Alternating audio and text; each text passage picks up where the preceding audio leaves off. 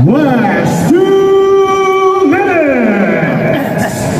2 minutes question, sino ang paborito mong basketball player? Team Duncan po. Favorite basketball team? San Antonio. PBA? Magnolia. Player? PBA player po. Si Calvin Abueva. MPBL? Wala na po sa MPBL pero si Roy Kayanan po. Anong team yan? Makati po. Gano'ng katagal na naglalaro ka na ng basketball? 10 years. Position na nilalaro mo? Shooting guard. Tapos pag sa half court center. Ano ang ginagawa mo? Pre-game ritual bago ka maglaro? Ayun, warm up. Tapos tamang dasal muna bago maglaro para hindi ma-injury. Ano nakapag-motivate sa'yo bakit naglalaro ka ng basketball? Ayun, kasi nung bata ako, lagi ko pinapanood si Team Duncan. Parang ang sarap talaga mag-basketball.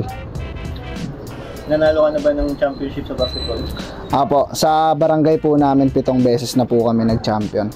Naging Mythical 5 awards? Ano nakuha mong awards? Mythical 5 MVP? Wala pa po. Sa intrams lang po pala.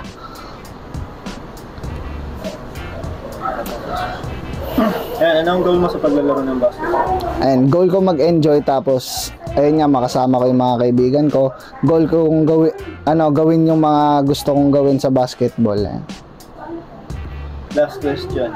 Kung gigrade mo yung sarili mo sa pagiging international, ilan ito?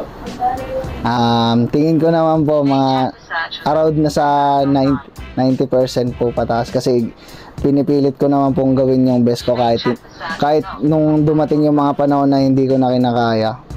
Pinipilit ko po kaya tingin ko po deserve ko po talaga yan. Thank you.